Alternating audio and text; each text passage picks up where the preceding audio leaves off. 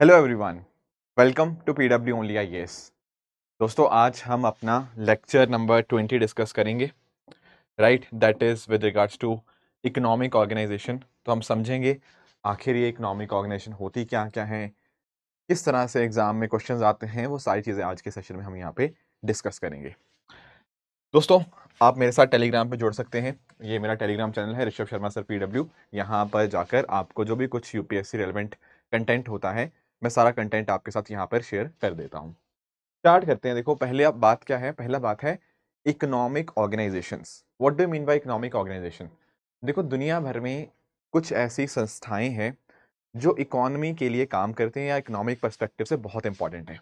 जैसे यहाँ पर एक नाम लिखा हुआ है वर्ल्ड बैंक का, सुना होगा आप लोगों ने वर्ल्ड बैंक के बारे में। ऐसे ही आपका international monetary fund, world trade organisation, इस तरह से दुनिया भर में कुछ संस्थान हैं जो कहीं ना कहीं अर्थव्यवस्था के कॉरस्पॉन्डिंग कुछ ना कुछ उनका लिंकेज हमें यहाँ पे देखने को मिल जाएगा। आज के सेशन में हम उन्हीं संस्थानों को अंडरस्टैंड करेंगे, क्योंकि इनके ऊपर अलग अलग तरह के क्वेश्चंस यहाँ पे डेफिनेटली हर साल हमें बनते हुए देखने को मिल जाएंगे। तो सबसे पहला और जो सबसे इंपॉर्टेंट हमें डिस्कशन करना है, वो डिस्कशन करना है हमें वर्ल्ड बैंक के बारे में। देखो यार, पहली चीज तो अंडरस्टैंड करना, जब भी आप कोई इकोनॉमिक ऑर्गेनाइजेशन पढ़ो ना, तो कुछ एक चीजें आपको उसके बारे में काफी अच्छे से क्लियर होनी चाहिए। क्या है सर ये चीजें? देखो, सबसे पहली बात कि उस बैंक का या उस एंटिटी का फॉर्मेशन कैसे हुआ या कब हुआ, ऐसे फैक्चुअल सवाल आपको थोड़े से आने चाहिए। एट द सेम टाइम आपको ये भी पता होना चाहिए कि वो वर्ल्ड जो भी एंटिटी है, उसके हेडक्वार्टर्स कहाँ पे हैं। ये कुछ थोड़े से फैक्चुअल चीज़ें होगी। ऑन द अदर हैंड जो चीज़ें पता होनी चाहिए कि उसका एक्चुअल में काम क्या है, उसका ऑब्जेक्टिव क्या है, क्या उसका पर्पस है, कैसे-कैसे वो काम करता है, ये जानना। एंड साथ में ही उसके द्वारा अगर कुछ इंपॉर्टेंट पब्लिकेशन, कुछ इंपॉर्टेंट रिपोर्ट्स निकाली जाती हैं, तो उनके बारे में आपको आइडिया होना चाहिए। बाकी मैं आपको एक चीज़ बताऊँ, ये वाली चीज़ें हम स्टैटिक में पढ़ रहे हैं, पर जैसे-जैसे इनका करंट में भी कुछ ना कुछ चीज़ें आएँगी, ये चीज़ें और रेलेवेंट हो जाती हैं।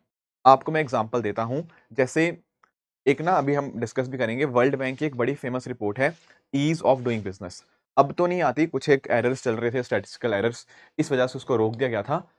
पर जैसे आई थिंक 2015 में या 16 में आस-पास बहुत चर्चा हुई इस पर्टिकुलर वर्ल्ड बैंक के जो मैंने बताया ईज़ ऑफ डूइंग इंडेक्स की। तो तब उसने पूछ लिया था कि ईज़ ऑफ डूइंग इंडेक्स कौन रिलीज़ करता है? बाद में 2019 के अंदर जब कहीं न कहीं हमारी रैंकिंग काफ़ी इम्प्रूव हुई, तो खूब न्यूज़पेपर में चर्चा हो रही थी कि भारत का रैंक बढ़िया हो गया, भारत बहुत बढ़िया काम कर रहा है। सरकार ने कई दिनों तक उसके बारे में बात की, है ना? तो यूपीएससी ने उस साल फिर क्वेश्चन पूछ लिया। यानी कि ये पॉइंट्स हमें पता होने चाहिए, इसमें कोई डाउट की बात नहीं। पर अगर मान लीजिए कोई रिपोर्ट न्यूज़पेपर में बहुत ज़्यादा बार आ रही है, कोई ऐसा मुद्दा है किसी पर्टिकुलर एंटिटी के बारे में जो कहीं न कहीं बार-बार न्यूज़पेपर में आ रहा है, तो उसके रिगार्डिंग सवाल पूछने की प्रोबेबिलिटी और भी ज़्यादा बढ़ जाती है। लेट अस से जैसे वर्ल्ड ट्रेड ऑर्गेनाइजेशन का मान लीजिए पीस क्लॉज़ अगर ना रोज़ न्यूज़ में आ रहा है, अगर ऐसा कुछ है, तो वहाँ से यूपीएससी सवाल पूछ लेगा। तो स्टैटिक पता होना चाहिए, इसमें कोई डाउट की बात नहीं, पर जैसे-जैसे करंट एस्पेक्ट उसके आते रहेंगे, you must be well versed with them also. चलिए, पहला मुद्दा हम अंडरस्टैंड करते हैं, वो है हमारा वर्ल्ड बैंक के कॉरस्पॉन्डिंग। देखिए यार, आप लोगों ने वर्ल्ड वॉर्स के बारे में पढ़ा है, बिल्कुल। हमने वर्ल्ड वॉर 1 देखी है, बिल्कुल। वर्ल्ड वॉर 1 कब से कब हुई थी? आप बोलोगे सर वर्ल्ड वॉर 1 तो 1914 से लेके 1918 के बीच में हुई थी। बिल्कुल, एंड उसके बाद की कहानी आप लोगों ने वर्ल्ड हिस्ट्री में पढ़ी हुई है। पर मैं यहाँ इंटरेस्टेड हूँ वर्ल्ड वॉर 2 के रिगार्डिंग। वर्ल्ड वॉर 2 आप जानते होंगे 1939 से लेकर 1945 के बीच में आपको देखने को मिलती है। ठीक है, ये 6 साल का आपको वर्ल्ड वॉर 2 हमें देखने को मिला। अब जब ये वर्ल्ड वॉर 2 हुआ, आप जानते हो क्या हुआ? सर, इस वर्ल्ड वॉर 2 के अंदर तो बहुत बड़े लेवल के ऊपर हमें डिस्ट्रक्शन देखने को मिला। ठीक है? किस चीज़ का डिस्ट्रक्शन? देखो, यहाँ पर आप नोटिस कर पाओगे बहुत सारे लोगों की डेथ हुई, है ना? बहुत सारा दुनिया भर में अर्थव्यवस्था ऊपर-नीचे होगी, मटेरियल का बहुत बड़ा लॉस हुआ, राइट? तो जब हमने ये नोटिस किया कि यार एक तरह से इन 6 सालों के अंदर हमारी दुनिया भर की अर्थव्यवस्था बहुत ही बुरे लेवल के ऊपर नेगेटिवली इम्पैक्ट उसके ऊपर देखने को मिला। तो हमें लगा यार अब कहीं न कहीं अब टाइम आ चुका है कि हम अपनी इकोनॉमी, अपनी अर्थव्यवस्था को वापस से खड़ा करें, उसको रिकंस्ट्रक्ट करें, उसको वापस से उसके रिगार्डिंग डेवलपमेंट होनी चाहिए। एंड यहीं पर हमें देखने को मिलता है कि 1944 में 1944 में क्या होता है, 1944 में, यानी कि वर्ल्ड वॉर खत्म होने से जस्ट पहले आपको ना एक मीटिंग देखने को मिलती है। कहाँ सर ये मीटिंग कहाँ हुई? एक मीटिंग होती है 1944 में, आपकी ब्रेटन वुड्स में एक मीटिंग होती है, जो कि आपको न्यू हैम्पशायर में देखने को मिल जाएगा। ठीक है, न्यू हैम्पशायर कहाँ है? यूएसए में। ठीक है, यहां पर एक मीटिंग होती है। ठीक है, उस मीटिंग में डिस्कशन होता है, बातचीत होती है अर्थव्यवस्था के ऊपर कि कैसे कैसे अब हमें अर्थव्यवस्था के ऊपर फोकस करना है। एंड यहीं से आपको नोटिस कर पाओगे, यही जो आपका मीटिंग हुई, इसी को हम कई बार हम वुड्स कॉन्फ्रेंस भी बोलते हैं इस पर्टिकुलर मीटिंग को, है ना, या यूनाइटेड नेशन मॉनेटरी कॉन्फ्रेंस भी कई बार बोला जाता है। तो ये जो कॉन्फ्रेंस हुई, जो मीटिंग हुई, यहां से हमें मेजर दो बॉडीज का निकल के यहाँ पे सामना मतलब होता है। हालांकि है तो वैसे तीसरा भी, गैट का भी डिस्कशन हुआ था, पर उसको बाद में चर्चा करेंगे। पर दो ऐसी एंटिटीज थी जो यहाँ से पैदा हुई। कौन सी दो एंटिटीज पैदा होती हैं? देखो, एक होता है आपका वर्ल्ड बैंक, एंड स्पेसिफिकली अभी बात करूंगा ना तो वर्ल्ड बैंक में भी इनफैक्ट आईबीआरडी पैदा होता है, और साथ ही साथ अगर हम बात करें आईएमएफ, ये दोनों हमें डिस्कशन करनी है, वर्ल्ड बैंक भी और इंटरनेशनल मॉनेटरी फंड भी। ये इसी पर्टिकुलर कॉन्फ्रेंस से इनका जन्म होता है, एक तरह से आप ऐसा कह सकते हो। एंड इसी वजह से इन दोनों को हम लोग ब्रेटन ट्विंस के नाम से भी जानते हैं। किसके नाम से जानते हैं सर? ब्रेटन ट्विंस के नाम से, कि यहां से इस पर्टिकुलर मीटिंग से यहाँ पर ये दो संस्थाएं थी, इनका यहाँ पे हमें इनका जन्म देखने को मिलता है, इसीलिए इनको ब्रेटन ट्विंस के नाम से भी जानते हैं। इनफैक्ट ये जो कॉन्फ्रेंस थी ना, इसको United nation monetary and fiscal conference भी बोला जाता है। ठीक है, तो इस नाम से भी अगर आपको आए तो आपको घबराना नहीं है। दरअसल में जो आपकी वुड्स कॉन्फ्रेंस हुई, उसी का ही आपको दूसरा नाम जो देखने को मिलता है वो है UN monetary and financial conference. ठीक है, थोड़ा सा बैकग्राउंड समझ आया? बैकग्राउंड क्या है? बैकग्राउंड यही है कि वर्ल्ड वॉर के समय अर्थव्यवस्था काफी खराब हो चुकी थी, तो उस अर्थव्यवस्था को वापस पटरी पे लाने के लिए, उसको वापस से ठीक करने के लिए, दुनिया भर में इकोनॉमिक डेवलपमेंट लाने के लिए हमारे सामने वर्ल्ड बैंक और आईएमएफ का हमें फॉर्मेशन देखने को मिल जाता है। चलो, ये तो बैकग्राउंड हो गया। अब हमें जो मेजर मुद्दा अंडरस्टैंड करना है वो ये समझना है कि आखिर वर्ल्ड बैंक के अंदर कौन कौन से, हमें वर्ल्ड बैंक के अंदर अंतर्गत आता क्या क्या है। देखो यार, दो वर्ड्स अंडरस्टैंड करना, बहुत ध्यान से समझना इस बात को, बहुत बच्चे कंफ्यूज रहते हैं, आप मत होना। देखो यार, दो चीजें हैं, एक वर्ड मैं इस्तेमाल कर रहा हूं वर्ल्ड बैंक, और एक मैं वर्ड इस्तेमाल कर रहा हूं वर्ल्ड बैंक ग्रुप। ठीक है, there is a difference between world bank and world bank group. जब आप इन दोनों वर्ड्स को सुनोगे सेम मत समझना, इनमें थोड़ा सा अंतर है। क्या अंतर है? देखना, वर्ल्ड बैंक के अंतर्गत आपको दो एंटिटीज देखने को मिलेंगी, वर्ल्ड बैंक ग्रुप के अंदर आपको टोटल 5 एंटिटीज देखने को मिलेंगी। बताता हूं कौन सी दो हैं और कौन सी 5 हैं। देखो यार, वर्ल्ड बैंक के अंदर जो दो एंटिटीज हैं वो है, पहली तो आपकी आईबीआरडी और दूसरी है आपकी IDA. What is IBRD? IBRD stands for international bank for reconstruction and development. International bank for reconstruction and development. And जब मैं दोस्तों बात करता हूं आईडीए की, ये स्टैंड करता है इंटरनेशनल डेवलपमेंट एसोसिएशन। क्या है? वर्ल्ड बैंक के अंदर आपको ये दो चीजें देखने को मिल जाएंगी, एक है आपका आईबीआरडी एंड दूसरा है आपका आईडीए।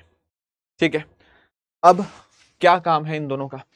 देखो यार, IBRD international bank for reconstruction and development, नाम अंडरस्टैंड करो, रिकंस्ट्रक्शन डेवलपमेंट। रिकंस्ट्रक्शन का मतलब क्या था? कोई ऐसी चीज जो खत्म हो चुकी है उसको वापस से कंस्ट्रक्ट करना। तो दरअसल में इसका नाम ना वो वर्ल्ड वॉर 2 के समय से ही आया। उस समय जब अर्थव्यवस्था या पूरी दुनिया एक तरह से खत्म हो चुकी थी, उसको रिकंस्ट्रक्ट करना, उसकी इकोनॉमी को रिकंस्ट्रक्ट करना, उसके लिए यहाँ पे आईबीआरडी बनता है। यानी कि इसका काम क्या है? दुनिया भर से पॉवर्टी खत्म करना, दुनिया भर के अंदर ग्रोथ लेके आना, इसलिए आईबीआरडी का फॉर्मेशन हुआ। ठीक है ना? इनफैक्ट आप नोटिस कर पाओगे, अलग अलग सरकारों को भी लोन देता है, इस तरह से काम करता है। आईडीए क्या है? International development association. ये बात करता है आपके जो सबसे गरीब देश होते हैं, जो पुअरेस्ट नेशंस होते हैं, उनका कहीं ना कहीं उनमें अच्छी शिक्षा, अच्छा हेल्थ केयर, है ना, अच्छा एजुकेशन सिस्टम, ये सब लाने की जिम्मेदारी किसकी है? इंटरनेशनल डेवलपमेंट एसोसिएशन IDA की जिम्मेदारी हमें देखने को मिल जाएगी। ठीक है, तो कोई भी आगे से आपको कहे ना कि वर्ल्ड बैंक, तो आपको ये इन दोनों का नाम लेना है। वर्ल्ड बैंक के अंदर आते हैं आपके IBRD और IDA। आई होप यहां तक आप सबको मीनिंग यहाँ पे समझ आ गया होगा। अब जब मैं बात करूंगा किसकी, वर्ल्ड बैंक ग्रुप की, तो ध्यान पता क्या रखना है, वर्ल्ड बैंक ग्रुप में ये दो चीजें तो आती ही आती हैं, ये दो तो है ही है वर्ल्ड बैंक का पार्ट, पर इसके अलावा तीन और संस्थान हैं या तीन और एंटिटीज हैं जो इसका पार्ट है। What are those three? एक देखो इसमें आ जाएगा आपका IFC, एक आपका आ जाएगा इसमें मीगा, और एक आपका यहां पे आ जाएगा ICSID। ठीक है, ये क्या है sir, what are these things? देखो यार, IFC आपका है इंटरनेशनल फाइनेंस कॉर्पोरेशन,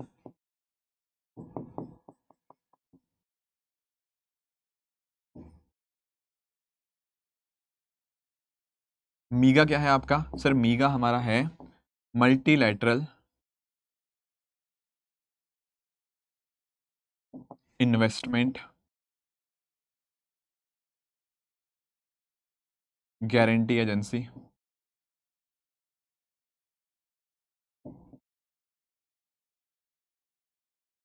लास्टली अगर मैं बात करूं ICSID की, that is international centre for settlement of investment dispute.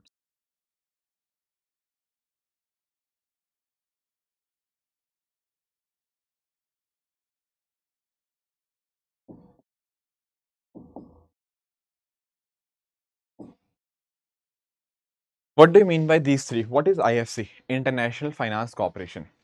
ये दरअसल में ना आपकी वर्ल्ड बैंक की प्राइवेट सेक्टर आर्म देखने को मिलती है, यानी कि कुछ प्राइवेट संस्थानों को, प्राइवेट कंपनीज को लेंड करना हो तो वर्ल्ड बैंक ग्रुप की तरफ से IFC लेंड करता है। फिर आपका आ गया मीगा। मीगा क्या है? Multilateral investment guarantee agency. What is multilateral investment guarantee agency? देखो जैसे मैं हूं, मान लो मैं एक इन्वेस्टर हूं, मैं सोच रहा हूं यार एक काम करते हैं, दूसरे देश में इन्वेस्ट करते हैं कहीं और। ठीक है, मैंने सोच तो लिया कि यार वहां पे इन्वेस्ट करेंगे, पर कल को मान लो वहां पर तख्ता पलट हो गया, डेमोक्रेसी से कुछ और आ गया, कुछ और तरह का शासन आ गया वहां पे, तो भाई मेरी तो इन्वेस्टमेंट एकदम से डूब जाएगी ना। तो एक्चुअल में पता क्या होता है कि काफ़ी बार इन्वेस्टर्स ना इन्वेस्ट करने से डरते हैं इसी वजह से, क्योंकि कल को पता नहीं है कि हमारी इन्वेस्टमेंट का क्या हो जाएगा, है ना। तो जो मीगा है ना, मीगा वो इसी चीज़ को, प्रोटेक्शन को इंश्योर करता है, एक तरह की गारंटी जो होता है ना, कि एक तरह की इंश्योरेंस प्रोवाइड करता है, आप ऐसा समझ लो। This is multilateral investment guarantee agency. ठीक है, उन चीज़ों के साथ डील करता है कि कोई बात नहीं, आपकी इन्वेस्टमेंट साफ सुरक्षित रहेगी। ICSID क्या है? International centre for settlement of investment dispute. कोई झगड़े हो जाते हैं इन्वेस्टमेंट की रिगार्डिंग, उनको सेटलमेंट करने के लिए हमारे पास ICSID है। तो ध्यान क्या रखना है, वर्ल्ड बैंक की बात करेंगे उसमें आएगा IBRD और IDA। वर्ल्ड बैंक ग्रुप की बात करेंगे तो IBRD IDA तो है ही है, उसके अलावा तीन और संस्थाएं हैं, आपका IFC, मीगा और ICSID। आई होप आपको ये पांचों की पांचों चीजें समझ आ गई होंगी। वर्ल्ड बैंक क्या है, वर्ल्ड बैंक ग्रुप क्या है, आई होप ये भी बात आपको अंडरस्टैंड हो चुकी होगी। अब एक सवाल दिमाग में और आएगा, सर भारत क्या वर्ल्ड बैंक का पार्ट है? आंसर इज यस, हम बिल्कुल पार्ट है वर्ल्ड बैंक का, इसमें कोई डाउट की बात ही नहीं है। और आप बताइए कि इनमें से हम किस किस का पार्ट है?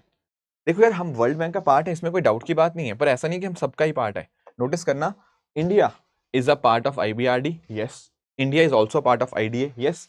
India is also part of IFC, India is also part of MIGA, but we are not a part of ICSID। तो कोई आपसे पूछे वर्ल्ड बैंक ग्रुप में से कौन सी ऐसी चीज है जिसका भारत पार्ट नहीं है, the answer will be international centre for settlement of investment disputes. ये कुछ मुख्य बातें हैं जो आपको वर्ल्ड बैंक और वर्ल्ड बैंक ग्रुप के बारे में पता होनी चाहिए। ठीक है सर, ठीक है। कुछ एक पॉइंटर्स मैंने आपके लिए लिखे भी हैं यहाँ पे, अगर आप इनको पढ़ना चाहते हो आप पढ़ सकते हो, ताकि कंटेंट आप रिवाइज कर पाओ। जैसा मैंने आपको बताया 1944 के अंदर इसको फाउंड किया गया था, वर्ल्ड बैंक को। ठीक है, पहले इसको IBRD ही था। ठीक है, इस तरह से आप नोटिस कर पाओगे। फिर इसको यहाँ पे आगे एंट्रीज हमें देखने को मिलती हैं, वर्ल्ड बैंक के अंदर हमने समझा दिया। और इसका पर्पस क्या रहता है? एक तरह से लोन प्रोवाइड करना, ठीक है, कहीं ना कहीं दुनिया भर में डेवलपमेंट प्रोवाइड हो पाए एंड हम यहाँ पर ग्रोथ को प्रमोट कर पाए। ठीक है, तो ये ब्रेटन वुड्स कॉन्फ्रेंस का आप नाम ध्यान में रखेंगे, इसी को UN monetary and financial conference भी कहते हैं। एंड बाकी सब चीज़ें मैंने डिस्कस करी। ध्यान रखना, वर्ल्ड बैंक के headquarters are in Washington DC and इसको फाउंड किया गया था 1944 के अंदर। ठीक है, तो पहला इसका काम यही था कि कैसे वर्ल्ड वॉर 2 से कहीं ना कहीं वहाँ से बाहर निकले, एंड वहाँ से एंट्रीज का मैंने आपको मीनिंग समझा ही दिया। तो these are some of the points which you must be remembering regarding IBRD and world bank. ठीक है, पहला, भारत ने काफी बार लोन लिया है वर्ल्ड बैंक से, अभी भी हमारे काफी सारे लोन्स हैं, बिहार में काफी डेवलपमेंट प्रोजेक्ट चल रहे हैं अलग अलग जगह के ऊपर। अब एक बात ध्यान में रखना, देखो यार 1944 की बात है, बिल्कुल सही बात है, जब वर्ल्ड बैंक बना, बिल्कुल। अब उस समय तो भारत आजाद नहीं था, जब वर्ल्ड बैंक बना सर उस समय तो भारत आजाद नहीं था, बिल्कुल, हम तो 1947 में आजाद हुए हैं, यस। पर आपको बात ये ध्यान में रखनी है कि उस समय ही हम वर्ल्ड बैंक के मेंबर बन गए थे। जब वर्ल्ड बैंक बना था ना, आज तो बहुत कंट्रीज हैं, सारी कंट्रीज इसके पार्ट आपको देखने को मिल जाएंगी 190 के आसपास, बट जब ये फॉर्म हुआ था उस समय सारी कंट्रीज पार्ट नहीं थी।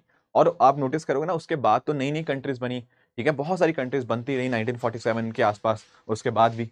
तो इंडिया भी इंडिपेंडेंट तो बाद में हुआ, बट 1944 में ही हम इसके मेंबर यहाँ पे बन चुके थे। तो you must remember that India was one of the 44 regional signatories. जो 1944 में सिग्नेचर्स हुए ना, उस समय भारत उसी समय इसका यहाँ पे मेंबर बन गया था। ये बात भी आपको पता होनी चाहिए, ठीक है। अब एक ना चीज आपको वर्ल्ड बैंक के बारे में जो जाननी है वो है आपका SAP। What is SAP? SAP is structural adjustment programme. आप पूछोगे सर ये क्या होता है SAP? देखो यार, होता पता क्या है, वर्ल्ड बैंक के ऊपर ना कई बार ऐसे आरोप लगते हैं या ऐसे क्वेश्चन मार्क उठते हैं वर्ल्ड बैंक के ऊपर, यार वर्ल्ड बैंक कहीं ना कहीं US हो गया, वेस्टर्न यूरोपियन कंट्रीज हो गया, उनको ज़्यादा इंपॉर्टेंस देता है। ऐसा क्यों सर? अरे भाई, हर बैंक के अंदर एक तरह की शेयर होल्डिंग होती है, जैसा हम कहते हैं हर जगह की शेयर होल्डिंग होती है हर किसी चीज़ की। तो यहाँ पर भी ना जो मेजर कंट्रोल है वर्ल्ड बैंक के ऊपर, वो आपको US और वेस्टर्न यूरोपियन कंट्रीज का देखने को मिल जाएगा। अब क्योंकि थोड़ा वहाँ के उनका बात ज़्यादा सुनी जाती है, तो वही कहीं ना कहीं इसकी पॉलिसीज को भी कंट्रोल करते हैं। एंड तो इस वजह से ना आप नोटिस कर पाओगे वर्ल्ड बैंक की कोशिश रहती है चीज़ों को ओपन अप करने की। देखो यार, जैसे इंडिया की भी बात करें, हम अब हमने भी 1991 के अंदर, आप जानते होंगे 1991 के अंदर हमने भी क्या किया, हमने भी LPG रिफॉर्म्स लेकर आए, है ना। हमने अपनी अर्थव्यवस्था को एक तरह से ओपन अप किया। अब हमारी एक मजबूरी भी थी उस समय के ऊपर, आप जानते होंगे, मैंने डिस्कस किया था आप लोगों के साथ कि हमारे यहाँ एक क्राइसिस आ गया था, बैलेंस ऑफ पेमेंट क्राइसिस। उससे कहीं ना कहीं निकलने के लिए हमारे लिए कुछ एक इंपॉर्टेंट स्टेप्स लिए गए, एंड वहाँ पर हमने IMF की भी और वर्ल्ड बैंक की मदद भी ली थी। अब होता क्या है ना, वर्ल्ड बैंक भी इस तरह से कंट्रीज की मदद करता है, IMF भी करता है, बट साथ में वो कुछ कंडीशंस भी लगाता है। जैसे होता है ना कि मान लो कि मैं आपको हेल्प तो करूंगा, आपको मदद तो करूंगा, पर बदले में मैं आपसे कुछ एक्सपेक्टेशन भी कर रहा हूँ। उसी एक्सपेक्टेशन में आपको लिबरलाइजेशन, प्राइवेटाइजेशन, ग्लोबलाइजेशन देखने को मिल जाता है। इन्हीं के साथ साथ आपको इसी में ही इंक्लूड देखने को मिलेगा मार्केट रिफॉर्म्स। मार्केट रिफॉर्म्स का मतलब क्या है? जब इंडिया ने भी, जैसे ये क्राइसिस हुआ उसके बाद इंडिया ने भी अपनी मार्केट कहीं ना कहीं ओपन अप करी। इसी चीज को बोलते हैं SAP, स्ट्रक्चरल एडजस्टमेंट प्रोग्राम। ये एक तरह के वर्ल्ड बैंक के साथ लिंक्ड क्या है, free market economic policy reforms है। हमने स्टार्टिंग का पहला चैप्टर डिस्कस किया था, मैंने आपको कैपिटलिज्म के बारे में बताया भी था। तो यहाँ पर भी ना जो थोड़ा सा आपका टिल्ट देखने को मिलेगा वर्ल्ड बैंक का, वो ओपननेस, फ्री मार्केट, इस तरफ ज्यादा टिल्ट देखने को मिलेगा। अब अक्सर ये कहा जाता है कि हाँ चलो ठीक है, अच्छी बात है, ओपननेस आ रही है, पर ओपननेस के अपने कुछ फायदे और अपने कुछ नुकसान भी होते हैं। अक्सर ऐसा देखा गया है, काफी लोगों का ऐसा मानना भी है कि ये जो ओपननेस करी गया, फ्री मार्केट यहाँ पे जो लाई जाती है, इससे पता क्या होता है, इससे जो डेवलप्ड कंट्रीज हैं उनको ज्यादा फायदा देखने को मिलता है। देखो यार, लेट अस से कोई एक छोटी कंट्री थी, डेवलपिंग कंट्री थी, या लेस डेवलप्ड कंट्री, या लीस्ट डेवलप्ड कंट्री आप कह सकते हो, वो कंट्री को अपनी मार्केट ओपन अप करनी पड़ी, उसको ओपन होना पड़ा। इसका फायदा कहीं ना डेवलप्ड इकोनॉमी ज्यादा उठाती हैं, ऐसा अक्सर देखा गया है। ये चीज क्या है, this is known as SAP, structure adjustment programme by the world bank. पर काफी सारे लोगों का मानना है कि डेवलप्ड और डेवलपिंग इकोनॉमिक्स के बीच का जो अंतर है ना, वो बढ़ता ही जाता है, एंड उसके पीछे वर्ल्ड बैंक की ये जो फ्री मार्केट का जो एक तरह से पुश है ना, ये भी एक कारण उसके पीछे का देखने को मिल जाता है। तो you must remember this particular point as well, right. अब वर्ल्ड बैंक की कुछ रिपोर्ट्स के बारे में आपको बता देता हूं। जैसे फॉर एग्जांपल, मैं आपको स्टार्टिंग में बता भी रहा था, ईज ऑफ डूइंग बिजनेस। अब तो ये रिपोर्ट नहीं आती because of some statistical issues, but पहले ये रिपोर्ट आया करती थी, एंड इसके ऊपर 2 बार सवाल भी आ चुका है। तो ये रिपोर्ट वर्ल्ड बैंक के द्वारा ही रिलीज करी जाती है। उसके अलावा वर्ल्ड डेवलपमेंट रिपोर्ट आती है, उसके अलावा ग्लोबल इकोनॉमिक प्रॉस्पेक्ट रिपोर्ट हो गया, इनके ऊपर मल्टीपल क्वेश्चन आ रखे हैं। इनफैक्ट ना एक रेमिटेंसेस के रिगार्डिंग भी रिपोर्ट आती है। रेमिटेंसेस मैंने आपको एक्सप्लेन किया था जब हमने बैलेंस ऑफ पेमेंट वाला चैप्टर डिस्कस किया था, एक्सटर्नल सेक्टर याद करो। वहां पर भी मैंने आपको ये बात बताई थी। अगर हम रिसेंटली बात करें ना, अभी मैं फरवरी में ये रिकॉर्ड कर रहा हूँ, अभी 1 महीना पहले ही की बात है, रेमिटेंसेस का डेटा आया है वर्ल्ड बैंक का, एंड उसमें बताया गया है कैसे इंडिया ने खूब remittance, India was the top most recipient in terms of remittances. तो ये रेमिटेंसेस वाला डेटा कौन देता है? ये भी वर्ल्ड बैंक ही देता है। उसके अलावा भी बहुत सारी रिपोर्ट है, आपका ईज ऑफ लिविंग इंडेक्स हो गया, so on and so forth. पर ये स्टार्टिंग की कुछ 4-5 रिपोर्ट्स अपने आप में इंपॉर्टेंट बन जाती है, तो you must be aware that these reports are release by world bank. चलिए सर, चलिए, ये बात तो क्लियर हुई। एक दो पॉइंट्स और ध्यान में रखने हैं। जैसा मैंने आपको कहा, भारत सबका मेंबर है बट आईसीएसआई का नहीं है। हम आईबीआरडी, आईडीए, मीगा, आईएफसी, इन सबके मेंबर्स हैं बट नॉट ऑफ आईसीएसआईडी। तो यू मस्ट रिमेंबर दिस। उसके साथ ही साथ अगर आपको वर्ल्ड बैंक का मेंबर बनना है ना, तो आपको पहले आईएमएफ का मेंबर बनना होगा। To become a member of the world bank you must be a member of international, आपका इंटरनेशनल मॉनेटरी फंड। ये बात आप बिल्कुल भी मत भूलिएगा, ये बात आपको यहाँ पे पता होनी चाहिए। ठीक बात है, ठीक है। बाकी आप नोटिस कर पाओगे, अगर आपको आईडीए, आईएफसी और मीगा का मेंबर बनना है तो उसके लिए आईबीआरडी का मेंबर बनना इंपॉर्टेंट है। ठीक है, जैसे इंडिया भी हमें देखने को मिलता है कि India definitely is a member of IBRD भी, और इन तीनों का भी मेंबर है, बट आईसीएसआईडी के हम यहाँ पे मेंबर्स नहीं है। तो ये बात आप ध्यान में रखिएगा। ये हो गया दोस्तों मुद्दा वर्ल्ड बैंक का। अब हम चलते हैं आगे और अंडरस्टैंड करते हैं आईएमएफ को। आईएमएफ क्या है? आईएमएफ है हमारा इंटरनेशनल मॉनेटरी फंड। ठीक है, आपको इसका फाउंडिंग ईयर, ये कैसे फॉर्म हुआ, या इसके हेडक्वार्टर्स तो पक्का ही पता लग गए होंगे। कैसे सर? अरे भाई, जब मैंने वर्ल्ड बैंक आपको बताया तो मैंने आपको एक्सप्लेन किया ना कि जो मीटिंग हुई थी न्यू हैम्पशायर में, ब्रेटन वुड्स में, उससे ब्रेटन ट्विंस निकल के आए। वो कौन थे ट्विंस? वो एक था वर्ल्ड बैंक, दूसरा था आईएमएफ। यानी कि इसका फॉर्मेशन भी 1944 में ब्रेटन वुड्स कॉन्फ्रेंस से ही होता है, एंड इसके हेडक्वार्टर्स आपको वाशिंगटन डीसी में देखने को मिल जाएंगे। ठीक है, अब कुछ बच्चों को डाउट ही आता है। क्या डाउट आता है? कि सर वर्ल्ड बैंक है तो फिर आईएमएफ की क्या जरूरत? देखो यार, वर्ल्ड बैंक और आईएमएफ का पर्पस अलग अलग है। वर्ल्ड बैंक का पर्पस हमने समझ लिया, आईबीआरडी था, आईडीए था, आईएफसी था, मीगा था, इन सबका अलग अलग पर्पस था। जैसे आईबीआरडी आपकी डेवलपमेंट के ऊपर फोकस करता है, कैसे हमें ग्रोथ अचीव करनी है। आईडीए का पर्पस आपकी पूरेस्ट कंट्रीज को लोन देना था ताकि वो अच्छे से और बेहतर कर पाए। आईएफसी आपकी प्राइवेट सेक्टर आर्म थी, है ना। इस तरह से मीगा का भी इन्वेस्टमेंट के रिगार्डिंग था। अब जब हम बात करते हैं ना आईएमएफ की, तो आईएमएफ के बारे में आपको क्या पता होना चाहिए? आईएमएफ का काम ये है, ये वाला वर्ड देख रहे हो, फाइनेंशियल स्टेबिलिटी मेंटेन करना। मेजर काम इसका भी है, हालांकि ऑब्जेक्टिव तो बहुत सारे हैं, पर मेजर काम इसका आपका फाइनेंशियल स्टेबिलिटी आपको देखने को होनी चाहिए। जैसे मैं आपको एग्जांपल देता हूं, जैसे 1991 में हमारे ऊपर बैलेंस ऑफ पेमेंट क्राइसिस आया, हमारे पास डॉलर्स की एक कमी देखने को मिलती है उस समय के ऊपर, है ना। फॉरेक्स रिजर्व्स हमारे बहुत कम हो गए थे, 2 वीक्स के आसपास रह गए थे।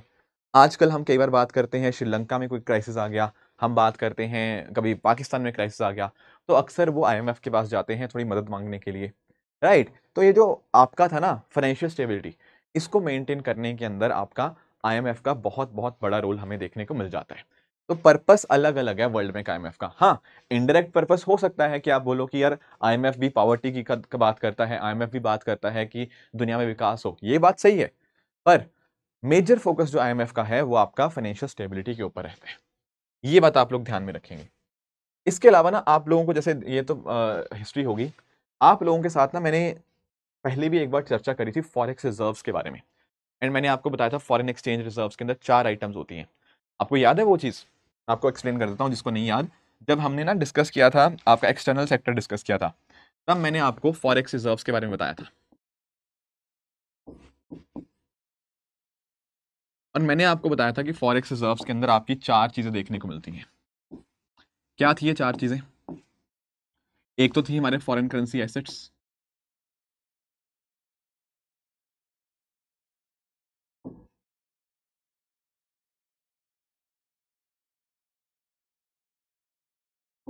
एक था हमारा मोनेटाइज्ड गोल्ड,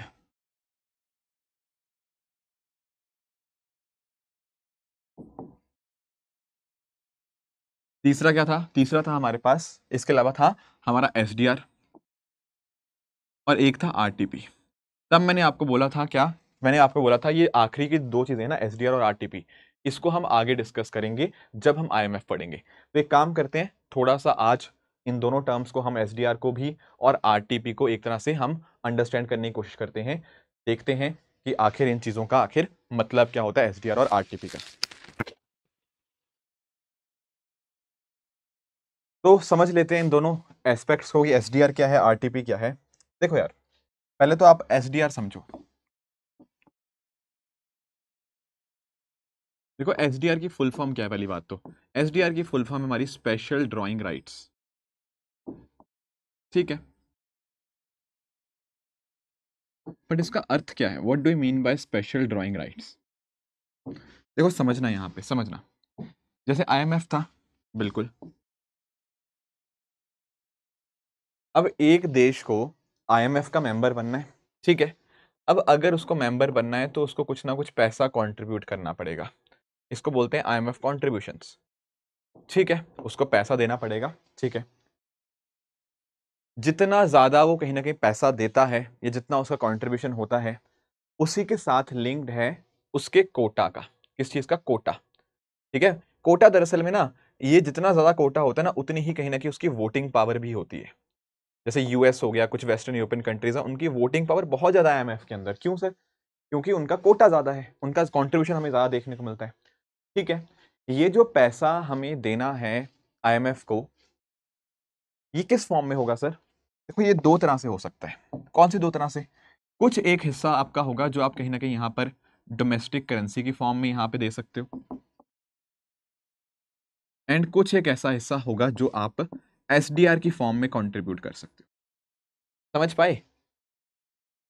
ठीक है। जो पैसा कहीं ना कहीं मेंबर जो कंट्रीब्यूट करते हैं, वो जो कंट्रीब्यूशन होगा या तो डोमेस्टिक करेंसी में कुछ हिस्सा देना होगा या कुछ हिस्सा देना होगा एसडीआर के अंदर। अब आप पूछेंगे सर ये एसडीआर है क्या? समझ तो लग गया कि एसडीआर में देना होगा पैसा, पर व्हाट इज एसडीआर? देखो एसडीआर ना, आप ऐसा समझो, एसडीआर ना, इसको ना करेंसी नहीं बोल सकते, this is not a currency. ये एक क्या है? This is a unit of account जो आईएमएफ ने बनाया है। क्या है ये एक यूनिट ऑफ अकाउंट है। कई बार इसको हम आर्टिफिशियल करेंसी कह सकते हैं, ज्यादा से ज्यादा, बस इससे ज्यादा नहीं। करेंसी नहीं बोलेंगे इसको, अगर बोलना है तो हम इसको आर्टिफिशियल करेंसी भले ही बोल लें, पर करेंसी नहीं बोलना है इसको, ठीक है ना। ये करेंसी नहीं है, this can be called as unit of account of IMF. चलो ठीक है, पर इसकी वैल्यू कैसे आती है सर? इसकी वैल्यू कैसे पता लगेगी कितना होने चाहिए एसडीआर की वैल्यू? दरअसल में ना एसडीआर बेस्ड है आपकी एक बास्केट ऑफ करेंसीज के ऊपर। मैंने बताया था ना कि पैसा कंट्रीब्यूट करना है, या तो कंट्रीब्यूट कर सकते हैं कुछ पैसा डोमेस्टिक करेंसी के फॉर्म में, कुछ पैसा कंट्रीब्यूट करना होता है एसडीआर की फॉर्म के अंदर। तो एसडीआर भी तो किसी करेंसी पे बेस्ड होगा। Answer is yes. ये एक बास्केट ऑफ करेंसीज के ऊपर बेस्ड है, जिसके अंदर आपको टोटल 5 करेंसीज देखने को मिल जाएंगी। कौन सी है ये 5 करेंसी जिसके ऊपर एसडीआर की वैल्यू डिटरमिन होती है? यहां पर एक तो आपका यूएस डॉलर हो गया, आपका यूरो हो गया, आपका जो चाइनीज रेनविन भी आपको देखने को मिलती है,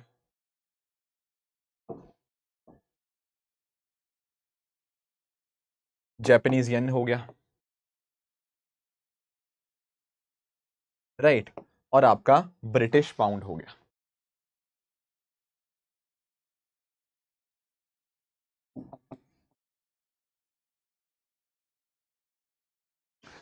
इन 5 करेंसीज के बेसिस के ऊपर, एक बास्केट के ऊपर आपकी एसडीआर की वैल्यू ऊपर नीचे होती रहती है। एसडीआर का मतलब समझ आया? ये एक यूनिट ऑफ अकाउंट है आईएमएफ का, जो कहीं ना कहीं एक बास्केट ऑफ करेंसीज के ऊपर निर्भर है। अब दो सवाल यहां से आएंगे। पहली चीज सर, इंडियन रुपी क्यों नहीं है यहां पे? देखो यार, यहां पर इस पर्टिकुलर ग्रुपिंग के अंदर, या ग्रुपिंग नहीं बोलना चाहिए, इस पर्टिकुलर करेंसी को इंक्लूड करने के लिए ना 2 क्राइटेरिया होने चाहिए। पहला तो है कि आपकी जो करेंसी है, आपकी जो करेंसी हमें देखने को मिलती है ना, वो करेंसी क्या हो? वो करेंसी आपका जो जो भी कंट्री है, वो एक एक्सपोर्टर होना चाहिए।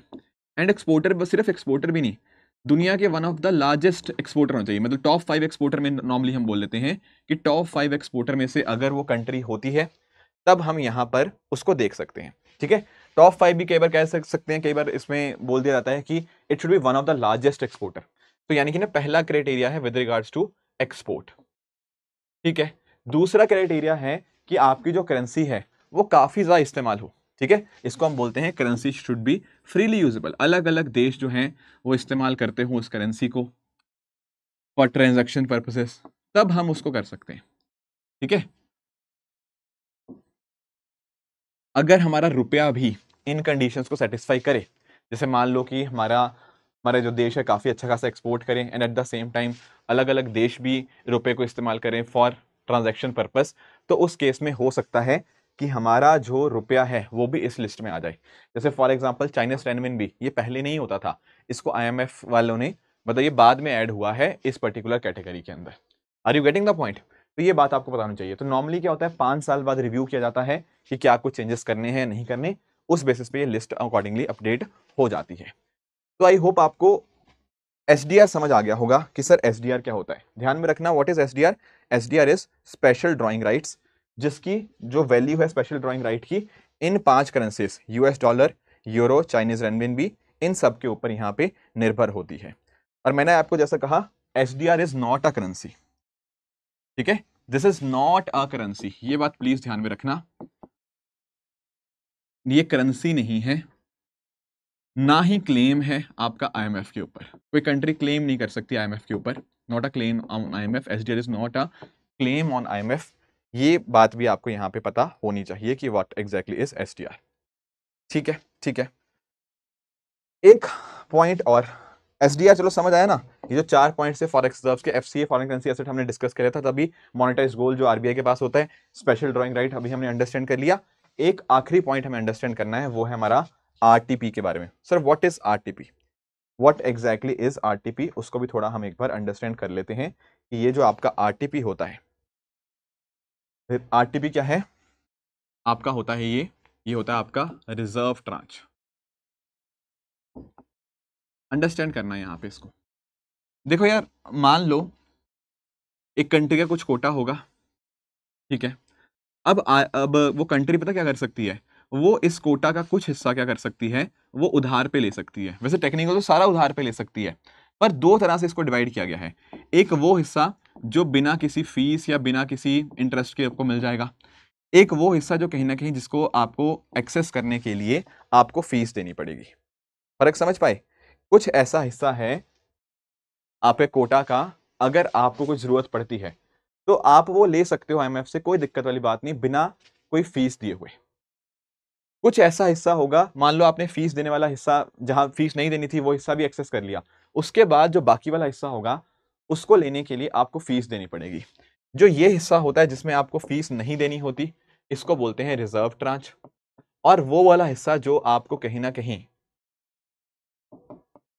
उधार पे मिलेगा, एक उधार कह लो या फीस देकर मिलेगा, उसको हम बोलते हैं क्रेडिट ट्रांच।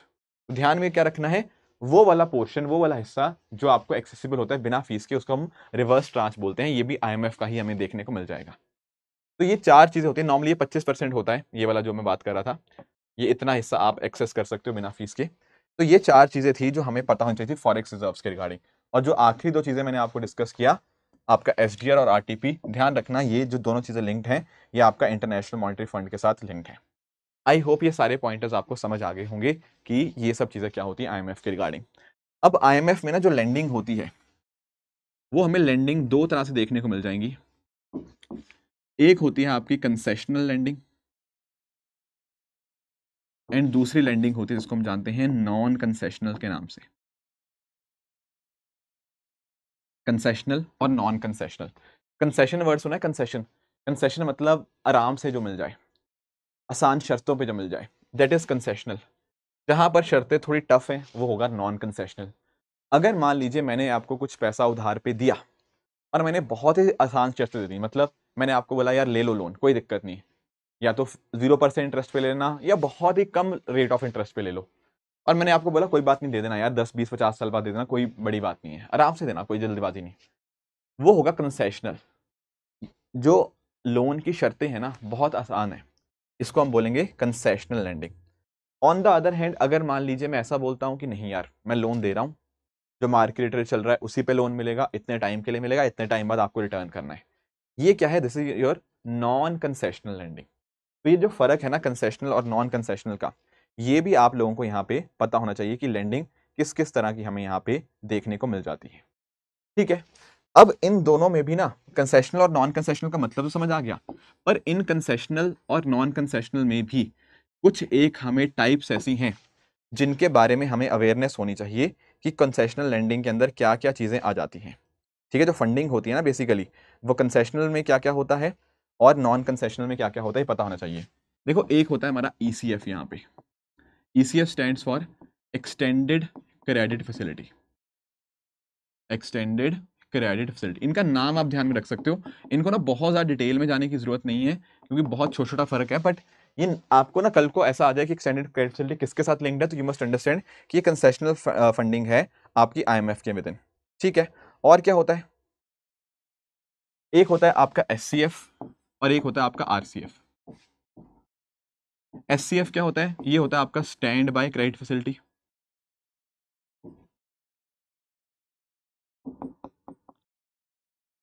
और एक होता है आपका RCF which stands for rapid credit facility. What do you mean bye these words? पहली बात तो ध्यान में रखो, कंसेशनल लैंडिंग मैंने आपको बताया वो लैंडिंग जो कहीं ना कहीं आसान शर्तों पे हो रही है, उसमें 3 हिस्से हैं, ECF, SCF, RCF। Standing extended credit facility, stand by credit facility और आपका रैपिड क्रेडिट फैसिलिटी। अगर मान लो मीडियम टू लॉन्ग टर्म के लिए IMF से लैंडिंग होती है वो ECF में आ जाएगी, अगर बैलेंस ऑफ पेमेंट क्राइसिस आ गया शॉर्ट टर्म के लिए तो stand by credit facility, and कुछ अचानक से कुछ यहाँ पे चाहिए उस केस में आपको रैपिड क्रेडिट फैसिलिटी आपको देखने को मिल जाती हैं। तो ये सब चीजें आती हैं आपकी कंसेशनल लैंडिंग के अंदर। चलो ठीक है सर, ये बात तो क्लियर हुई। अब जैसे कंसेशनल था वैसे ही आपका नॉन कंसेशनल है, जहां पर आपको इंटरेस्ट तो आपका लोन तो मिल जाएगा, पर जो शर्तें होंगी वो वैसी ही होंगी जैसी आपको मार्केट रेट में हमें देखने को मिल जाएगा, ठीक है। तो इसमें क्या होता है, एक होता है यहाँ पर SBA, यहाँ पे डिफरेंस फिर नहीं ध्यान रखना, बट एक basic idea, stand by arrangement होता है।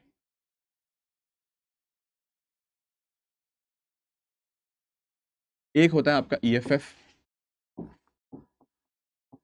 एक्सटेंडेड फंड फैसिलिटी,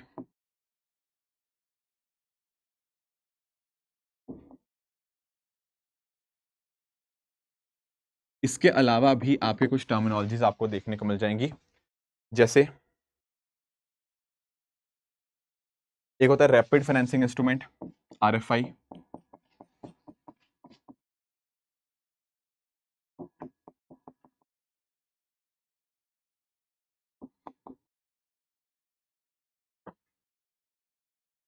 ठीक है।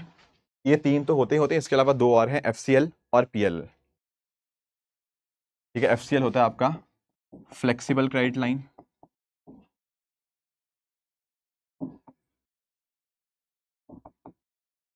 एक होता है आपका PLL, ये प्रिकॉशनरी लैंडिंग होती है, प्रिकॉशनरी एंड लिक्विडिटी लाइन।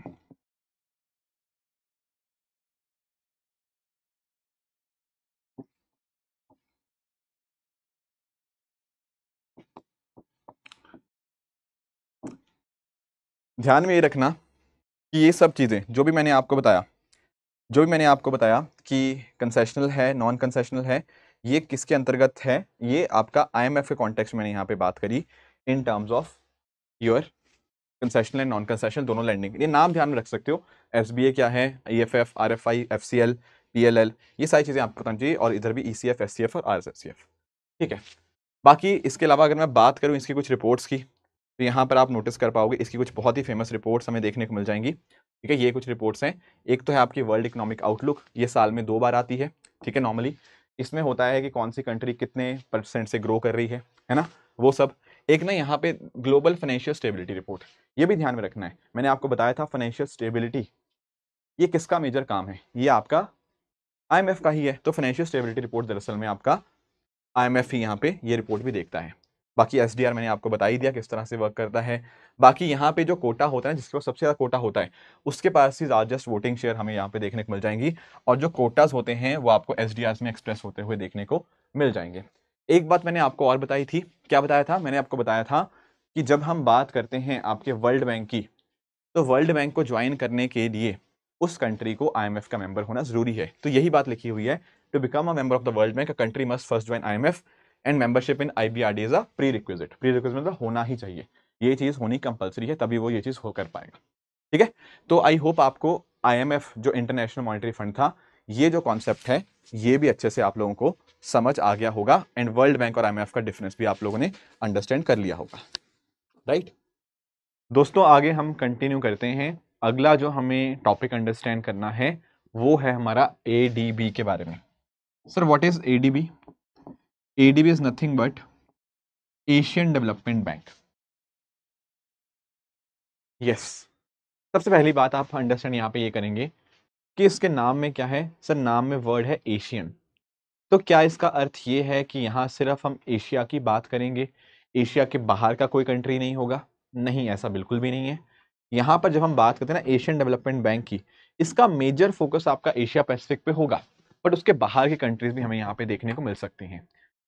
एक जो चीज आपको ध्यान में ये रखनी है कि आप अंडरस्टैंड कर पाओगे, आज के समय इसकी 69 मेंबर्स हैं। हालांकि जब ये फॉर्म हुआ था 1966 के अंदर, उस समय केवल और केवल यहाँ पे आपको 31 मेंबर्स देखने को मिलते थे, पर समय समय के साथ ये नंबर बढ़ता रहा, कंट्रीज यहाँ पे ऐड ऑन होती रही, एंड आज के समय ये नंबर आपको 69 देखने को मिल जाएगा। इसमें अंडरस्टैंड ये करो कि इन 69 कंट्रीज में से आपके 49 देश तो ऐसे हैं जो एशिया पैसिफिक से हैं, एंड बाकी जो 20 कंट्री हैं वो एशिया पैसिफिक के नहीं है, यानी कि यहां से बाहर के आपको देखने को मिल जाएंगे। चलिए ठीक है। एक बात आपको और ध्यान में रखना है कि जब भी हम किसी बैंक के बारे में पढ़ेंगे, खासकर इन बैंक्स की, यहां पर आपको शेयर होल्डिंग पैटर्न के बारे में भी थोड़ा सा आइडिया होना चाहिए। दोस्तों जब हम बात करते हैं ना यहाँ पर ADB की, तो the top 2 shareholders happen to be Japan and USA। इन दोनों के बाद जो नंबर आता है दोस्तों, वो आता है चाइना का, एंड फिर जो आपका चौथा नंबर है वो आता है भारत का। ठीक है, तो इनकी जो शेयर होल्डिंग में कौन सी कंट्री टॉप पे है, कौन सी सेकंड नंबर पे है, इंडिया कहां पर है, इसका भी आपको एक आइडिया होना चाहिए।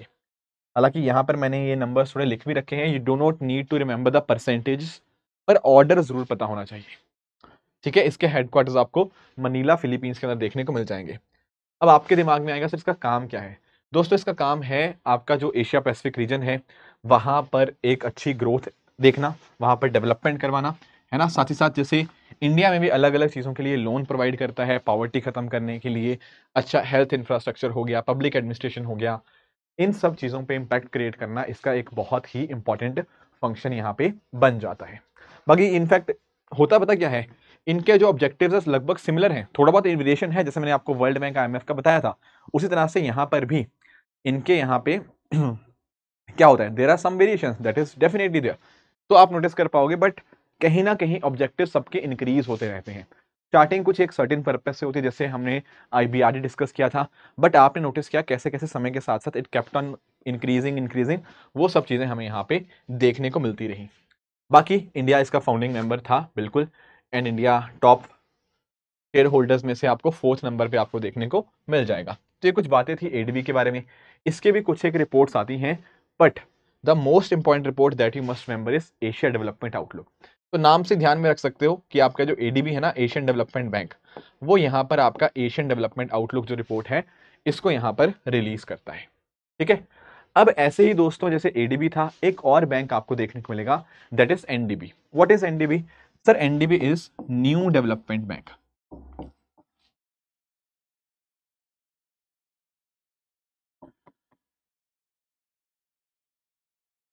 यस, आप लोगों ने IR के अंदर अपने ब्रिक्स के बारे में सुना होगा। ठीक है, देखो यार आज के समय ना ब्रिक्स की जो मेंबरशिप अब बढ़ चुकी है। पहले था Brazil, Russia, India, China, south Africa, फिर समय के साथ साथ चीजें और इंक्रीज होती रही। आपने नोटिस किया होगा किस तरह से आपका इजिप्ट हो गया, इथियोपिया हो गया, ऐसे मल्टीपल कंट्रीज यहाँ पर एड ऑन हुई हैं ब्रिक्स के अंदर। वो पार्ट तो IR का है, पर ब्रिक्स ने ना अपना एक खुद का बैंक भी बनाया है। इनफैक्ट मैं अगर आपको थोड़ा एक्सप्लेन करने की कोशिश करता हूं, अब जब हम बात करते हैं आपकी वर्ल्ड बैंक की, जब हम बात करते हैं IMF की, यहाँ पर इनके ऊपर अक्सर एलिगेशंस लगते रहे हैं कि ये थोड़ा वेस्टर्न कंट्रीज को थोड़ा मतलब उनकी तरफ बायस्ड है, कहीं ना कहीं उनकी कंट्री से ज़्यादा सुनी जाती है, इंडिया चाइना इन देशों की कहीं ना कहीं कम सुनी जाती है। तो एक ना आइडिया इमर्ज होता है कि क्यों ना ये जो ब्रिक्स के देश हैं ये भी अपना कहीं ना कहीं एक बैंक बना लें। और ये आइडिया फिर यहाँ पे आप नोटिस कर पाओगे, ये भारत ही आइडिया ये प्रपोज करता है। जब ब्रिक्स का समिट हुआ 2012 के अंदर, 2012 में भारत के अंदर समिट हुआ था नई दिल्ली के अंदर, उस समय भारत ने बोला कि एक ब्रिक्स बैंक होना चाहिए। फिर एक ना डिक्लेरेशन आती है, उसका नाम आपको पता होना चाहिए, फोर्टालीजा डिक्लेरेशन। कौन सी डिक्लेरेशन आपकी? फोर्टालीजा डिक्लेरेशन आती है 2014 के अंदर। ये 2014 के अंदर जो 6 ब्रिक्स समिट था, वहां पर फोटोलिज़ा डिक्लेरेशन के माध्यम से हमारा जो ब्रिक्स बैंक है या जिसको हम एनडीबी के नाम से जानते हैं वो हमें यहाँ पर एग्जिस्टेंस में आता हुआ देखने को मिल जाएगा। ठीक है, ठीक है, ये बात चलो क्लियर हुई। अब एनडीबी में पता क्या है, एनडीबी में देखो आप अंडरस्टैंड करना, इसकी मेंबरशिप समझना। एक तो देखो मैंने बात करी ब्रिक्स की, ब्रिक्स में मेंबरशिप है जो 5 देश थे और जो नए मेंबर्स ऐड हुए जैसे सऊदी अरेबिया हो गया, ये सब आपने पढ़ा हुआ है।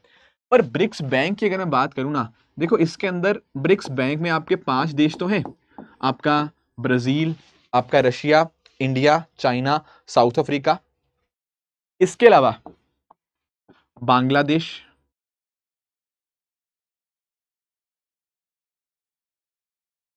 आपका इजिप्ट,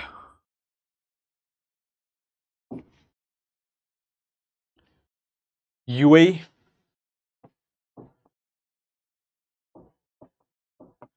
उरुग्वे और आपका अल्जीरिया। ये कुछ नए मेंबर्स ऐड हुए हैं इन ब्रिक्स बैंक। फर्क समझो, यहाँ पे पॉइंट अंडरस्टैंड करो। मैं यहाँ ब्रिक्स की बात नहीं कर रहा, मैं बात कर रहा हूँ ब्रिक्स बैंक की। ब्रिक्स के मेंबर अलग हैं, जो आपका एक समूह है, एक ग्रुपिंग है। ब्रिक्स बैंक जो न्यू डेवलपमेंट बैंक की यहाँ पे बात कर रहा हूँ, वहां पे ये 5 देश तो थे ही थे, वहां पर साथ ही साथ कुछ नए मेंबर्स ऐड हुए हैं। अब ये बैंक बनाया क्यों गया? बैंक इसीलिए बनाया गया, जैसे मैंने आपको बताया ना कि ब्रिक्स के नेशंस का थोड़ा सा माइंडसेट ये था कि आईएमएफ, वर्ल्ड बैंक, काफी हद तक ये वेस्टर्न नेशंस के इशारों पे नाचते, तो हमारे पास एक खुद का बैंक होना चाहिए। तो इसीलिए यहाँ पर न्यू डेवलपमेंट बैंक यहाँ पे बनाया जाता है, similar to as compare to world bank.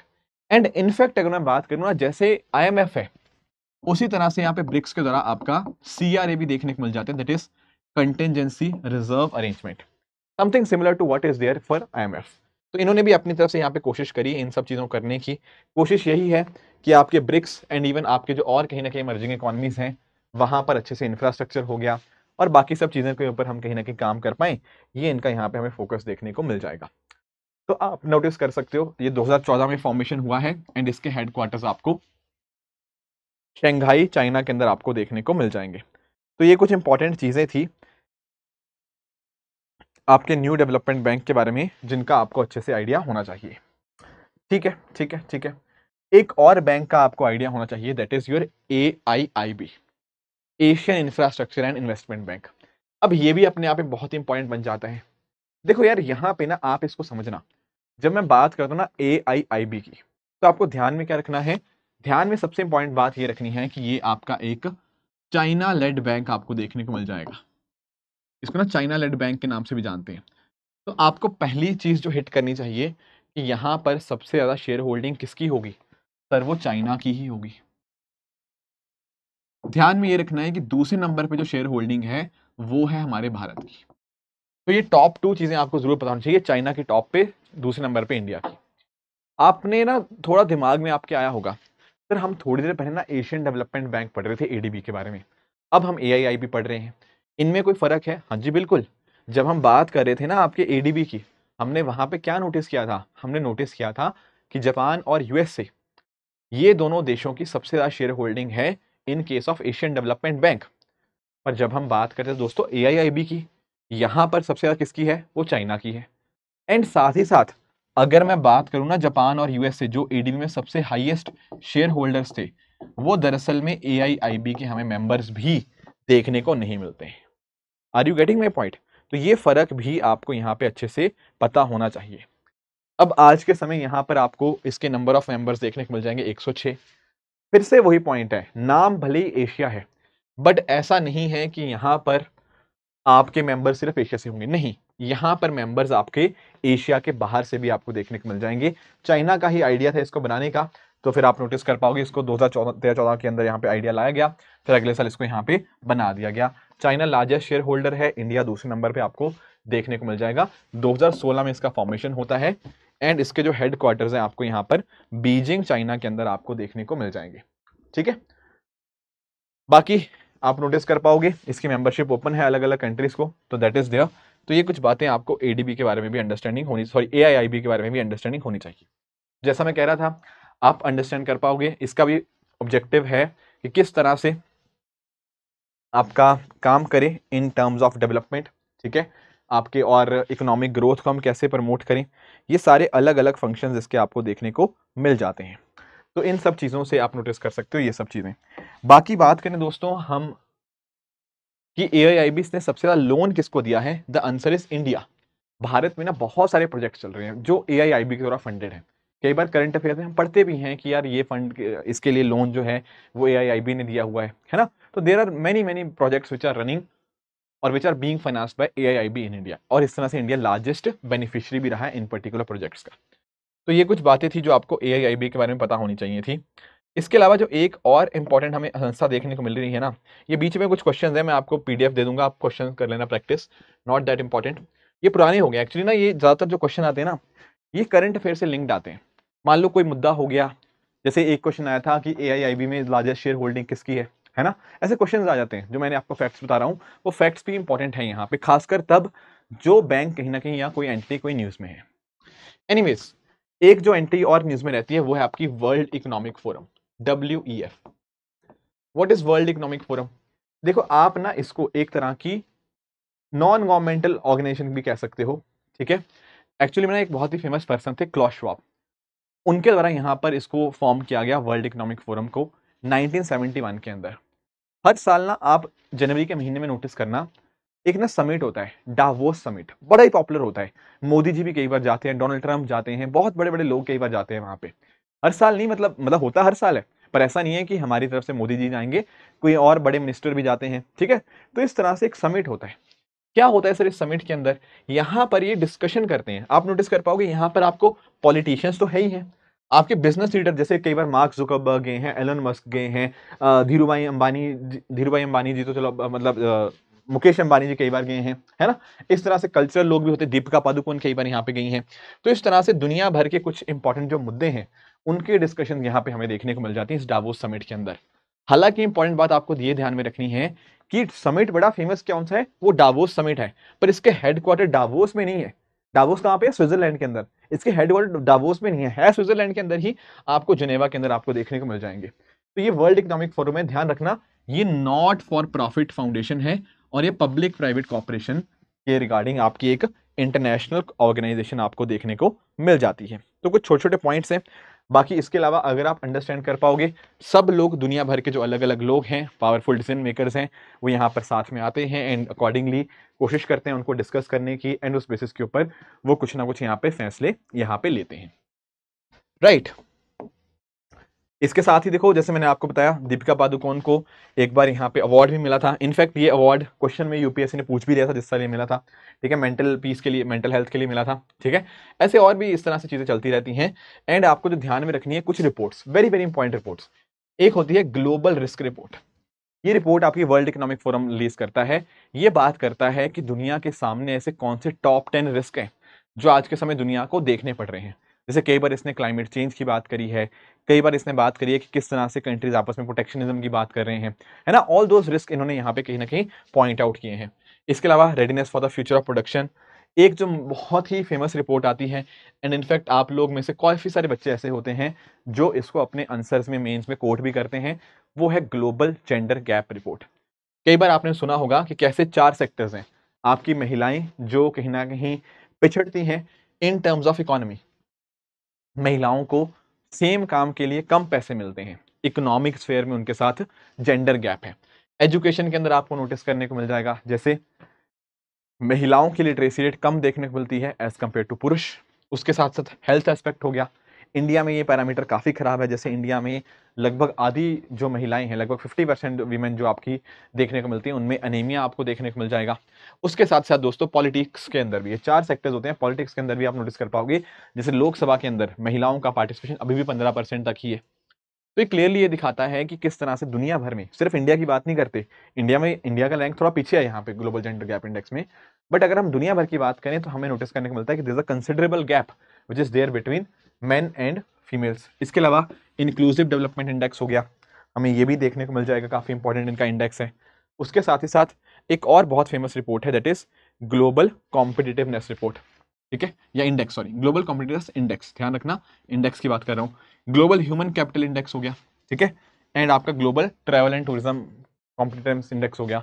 तो ये कुछ रिपोर्ट्स आप यहाँ पे पढ़ सकते हो, ठीक है।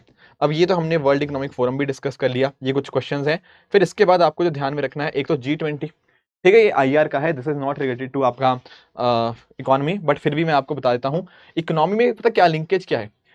इनका पर्पस जो स्टार्टिंग का था वो दरअसल में इकोनॉमिक का था।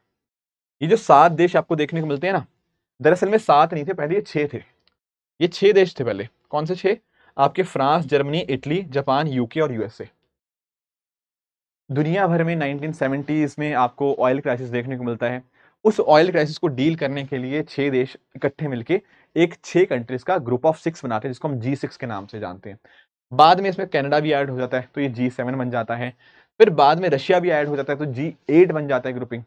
फिर बाद में आप जानते हो यार, जब रशिया ने 2014 में क्रीमिया एनेक्स किया था, तो रशिया को यहाँ पे G8 ग्रुपिंग से बाहर निकाल देते हैं, तो वापस से ग्रुपिंग G7 बन जाती है।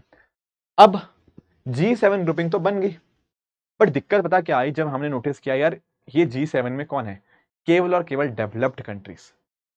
और आप नोटिस कर पाओगे डेवलप्ड कंट्रीज थे, बट हमने ईस्ट एशिया का क्राइसिस देखा 1990s, लेट 1990s, 1997, 98 के आसपास। फिर हमें रियलाइज हुआ नहीं यार, ऐसे बात नहीं बनेगी, हमें डेवलप्ड के साथ साथ डेवलपिंग कंट्रीज भी रखनी पड़ेंगी। तो वहीं से आप नोटिस कर पाओगे कुछ और देश भी इसमें पार्ट बनते हैं। जैसे फॉर एग्जांपल आपका यूरोपियन यूनियन हो गया, एंड उसके अलावा India, China, Argentina, Australia, Brazil, Indonesia, Mexico, Saudi Arabia, south Africa, south Korea, Turkey, ये देखने को मिल जाएंगे। एंड वहां से फॉर्मेशन होता है आपका आपका G20 का। इनफैक्ट आज के समय अब यहाँ पर आपको अफ्रीकन यूनियन भी इसका मेंबर देखने को मिल जाएगा। चलता रहा G20, बट दिक्कत पता क्या आ गई? दिक्कत आई 2007-8 में, जब हमने इकोनॉमिक क्राइसिस फेस किया दुनिया भर के अंदर, ग्लोबल फाइनेंशियल क्राइसिस हमने फेस किया। उसके बाद हमने डिसाइड किया ऐसे बात नहीं बनेगी। पहले ना ये आपका जो समिट था, अब ये लीडर लेवल के समिट के ऊपर हो चुका है, हेड ऑफ जो स्टेट होता है ना, अब यानी कि यहाँ पे प्रधानमंत्री जी वहां पार्टिसिपेट करते हैं। पहले ये आपके फाइनेंस मिनिस्टर्स के लेवल के ऊपर होता था या RBI गवर्नर्स के लेवल पे होता था, पर 2007-8 के बाद इसकी इंपॉर्टेंस और भी ज्यादा बढ़ती हुई देखने को मिल जाएंगी। तो ये G7 और G20 का मुद्दा भी आपको IR पर्सपेक्टिव से पता होना चाहिए। इसके अलावा आपको एक जो और बॉडी पता होनी चाहिए ना, वो है हमारी WTO। कौन सी body sir?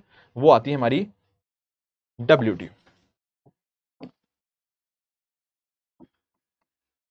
What exactly is WTO? Sir WTO हमें देखने को मिलती है that is world trade organisation.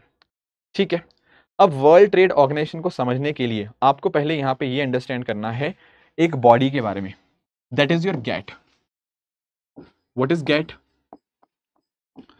दोस्तों दरअसल में ना, जब मैंने आपको स्टार्टिंग में IBRD और मतलब वर्ल्ड बैंक और IMF का जिक्र किया था, मैंने आपको बताया था कि यार 1944 में एक जिक्र हुआ था कि वहां से वर्ल्ड बैंक IMF बना, उसी को हम ब्रेटन ट्विंस बोलते हैं। उसी टाइम एक डिस्कशन हुआ था GATT का भी।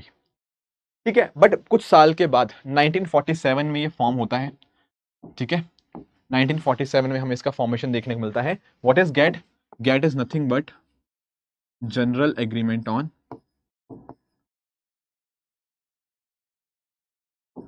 Trade and tariff.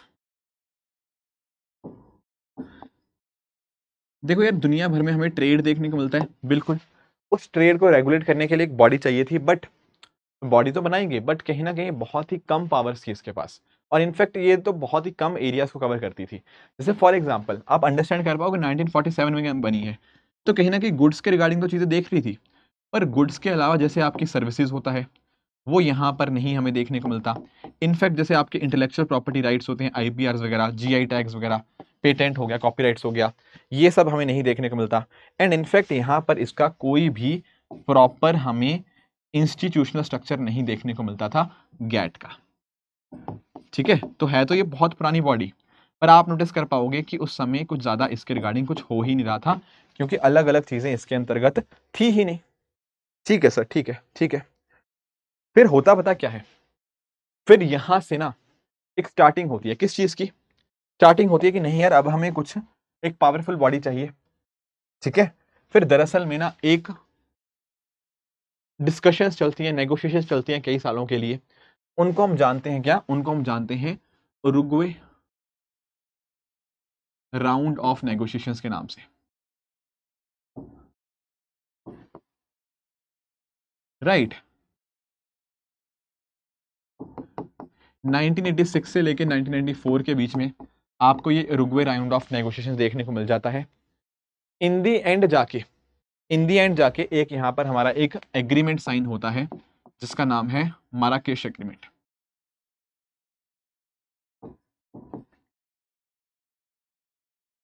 एंड इस एग्रीमेंट के साइन होने के साथ ही हमारा WTO अस्तित्व में आता है। वहीं से बनता है क्या सर? वहीं से बनता है आपका वर्ल्ड ट्रेड ऑर्गेनाइजेशन। क्या बनता है? World trade organisation. अब कुछ फैक्ट पढ़ लेते हैं वर्ल्ड ट्रेड ऑर्गेनाइजेशन के बारे में।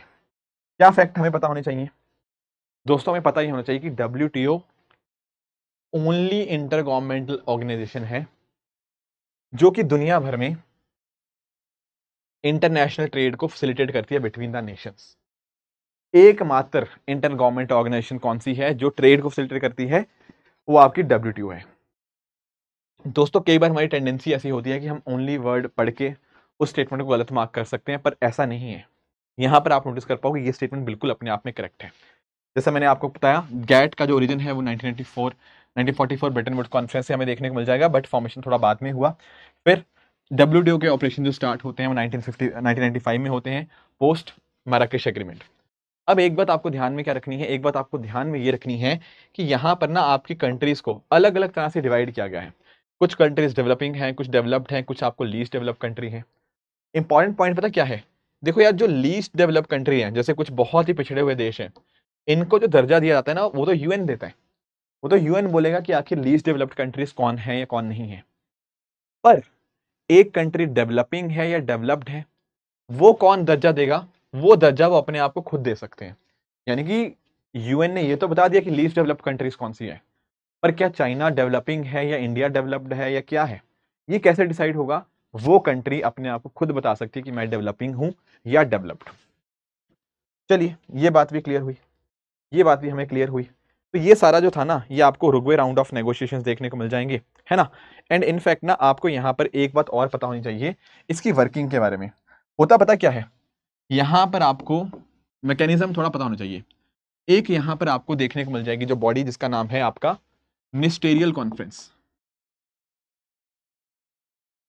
ठीक है, ये top most decision making body आपको देखने को मिल जाएंगी। ठीक है, जो सारे आपके बड़े बड़े फैसले लिए जाते हैं, तो top most decision making body यही है, मिनिस्टेरियल कॉन्फ्रेंस। एंड इसके नीचे आपको जनरल काउंसिल देखने को मिल जाएंगी। मिनिस्टेरियल कॉन्फ्रेंस क्या है? जो टॉप मोस्ट बॉडी है, ये नॉर्मली 2 साल में एक बार मिलती है, पर जो डे टू डे फंक्शनिंग के लिए जो चीजें काम आती हैं उनको देखने की जिम्मेदारी किसकी रहती है? वो होती है आपकी जनरल काउंसिल की। ठीक है, इसके अलावा आप नोटिस कर सकते हो इसके हेडक्वार्टर्स आपको जिनेवा स्विट्जरलैंड के अंदर देखने को मिल जाएंगे। चलो ठीक है, ठीक है, और भी कुछ फैक्ट्स आप यहाँ पे पढ़ सकते हो। ठीक है, और भी कुछ फैक्ट्स आपको पढ़ सकते हो दोनों पर्टिकुलर बॉडीज के बारे में। ठीक है, अब वैसे ना आप लोगों ने IR के अंदर पढ़ा होगा, पर एक्चुअली पता क्या होता है, ये IR का मुद्दा थोड़ा हो जाएगा, जो थोड़े कंट्रोवर्सीज है ना, वो इकोनॉमी के सेंस में नहीं है, वो IR के सेंस में। जैसे ये डिस्प्यूट सेटलमेंट बॉडी की तरह भी कौन एक्ट करता है? वो आपकी जनरल काउंसिल ही यहाँ पे एक्ट करती हुई देखने को मिल जाएंगी। हमें इकोनॉमी के पर्सपेक्टिव से जो पढ़ना है ना, वो यहाँ पर इसके कुछ प्रिंसिपल्स अंडरस्टैंड करने हैं। क्या करने हैं? कुछ प्रिंसिपल्स हमें यहाँ पे अंडरस्टैंड करने हैं। क्या प्रिंसिपल्स हैं सर? देखो यार, एक सबसे इंपॉर्टेंट पॉइंट है हमारा MFN का। किसका? MFN का। What is MFN? MFN is nothing but your most favoured nation. Most favoured nation क्या होता है MFN के अंदर? देखो, मोस्ट फेवर्ड नेशन का जो कॉन्सेप्ट है ना, वो जो बात करता है, वो बात करता है नॉन डिस्क्रिमिनेशन की। इसकी बात करता है आपकी नॉन डिस्क्रिमिनेशन की, यानी कि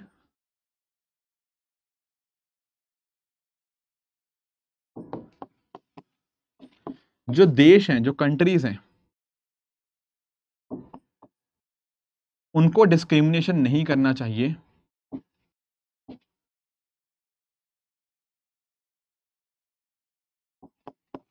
बिटवीन द ट्रेडिंग नेशंस। ठीक है, यानी कि इसका अर्थ क्या है सर?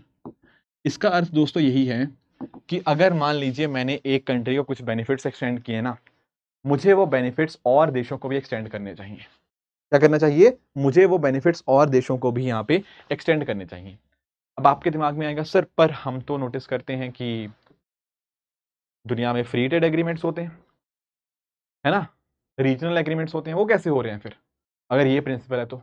देखो, जो आपके फ्री ट्रेड एग्रीमेंट्स हैं, जो बाकी इस तरह के एग्रीमेंट्स हैं, those are an exception to what, to principle of most favoured nation. ये बात आपको यहां पे ध्यान में रखनी है, ठीक है।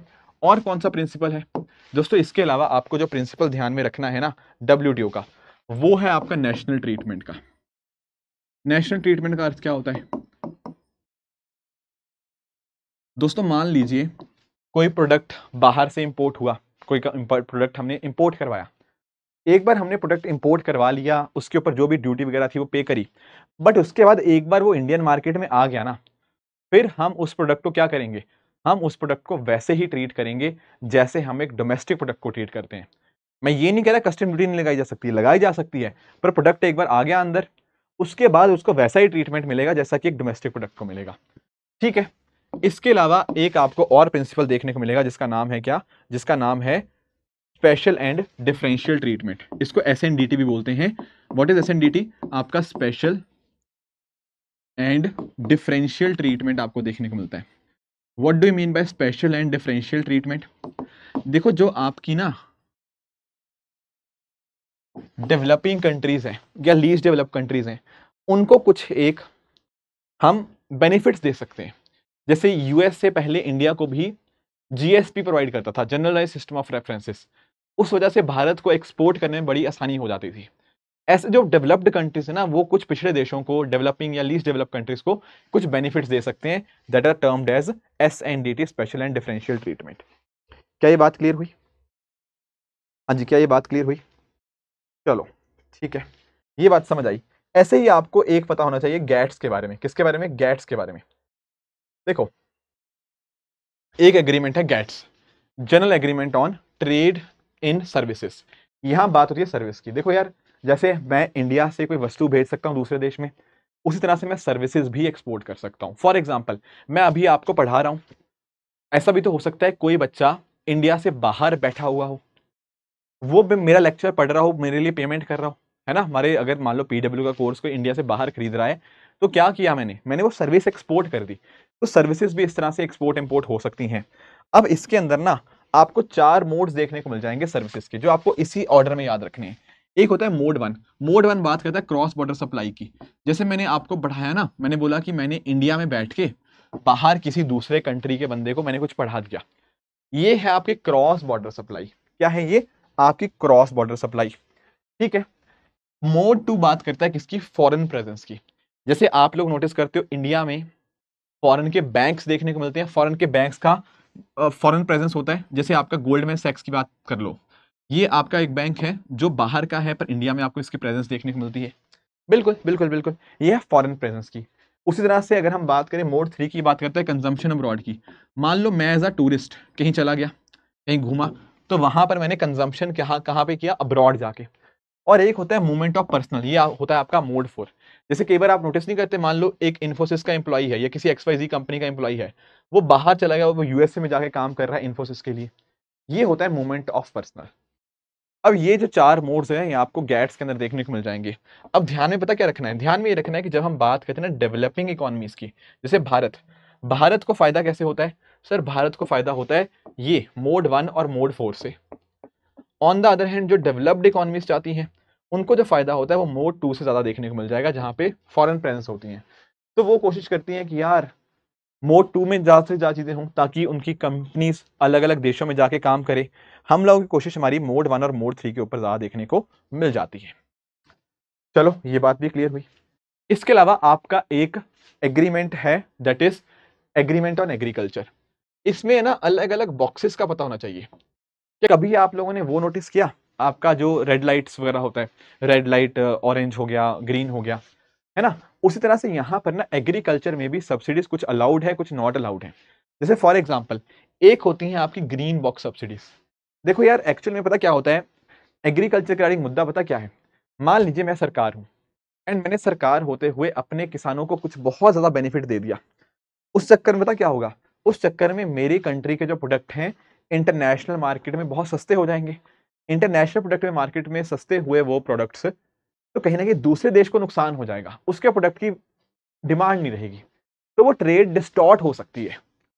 अब क्या ट्रेड डिस्टॉर्टिंग है, क्या ट्रेड डिस्टॉर्टिंग नहीं है, इसके लिए हमें एग्रीमेंट ऑफ एग्रीकल्चर देखने को मिलता है। जैसे फॉर एग्जांपल एक होता है ग्रीन बॉक्स। ग्रीन बॉक्स समझते हो? अरे ग्रीन मतलब जो अलाउड है ना। रेड लाइट वाले में, ग्रीन लाइट वाले क्या होता है कि आप जा सकते हो, दीज आर अलाउड।